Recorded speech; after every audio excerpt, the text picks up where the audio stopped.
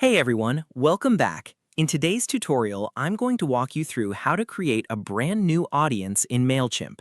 Whether you're starting a newsletter for the first time, moving contacts from another platform, or just trying to organize your email lists better, by the end of this video, you'll know exactly how to set up your audience and get everything ready to go. Let's get started. First things first, open your browser and log in to your Mailchimp account. Once you're inside the dashboard, take a look at the left-hand menu.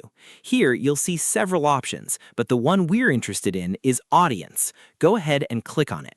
This section is basically the home for all your contacts. Think of it as your central database where every subscriber lives. Now, here's something important to understand.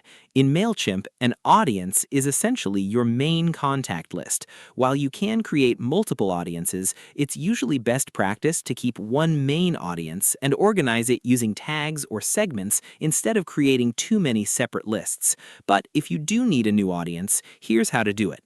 At the top of the audience page, look for the audience name dropdown. Click on it and then select View Audiences. This will take you to a page where you can manage all your existing audiences. Now, look for the button that says Create Audience and click on it. You'll now see a setup form where you need to enter some basic details. Start by giving your audience a name. Choose something clear and descriptive, like Newsletter Subscribers or Customers 2026. This helps you stay organized, especially as your lists grow.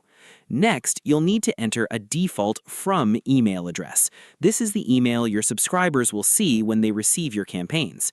After that, add a From name. This could be your business name or your personal name, depending on how you want to appear in your emails. You'll also need to provide your physical mailing address. This is required for email compliance and helps build trust with your audience. Then you'll see a section for Permissions Reminder.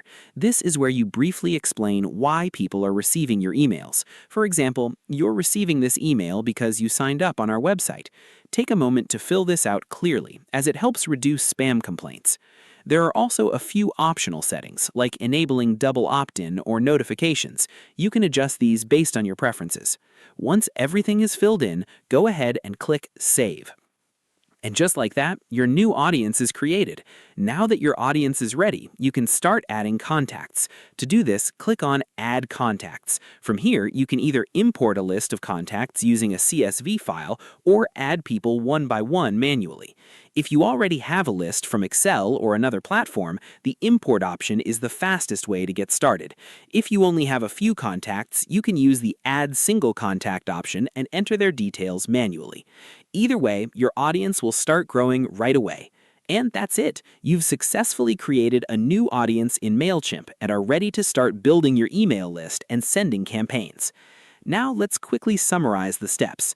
First, log into Mailchimp and go to the Audience section. Next, open the Audience dropdown and click View Audiences. Then click Create Audience. Fill in your audience details like name, email, and address.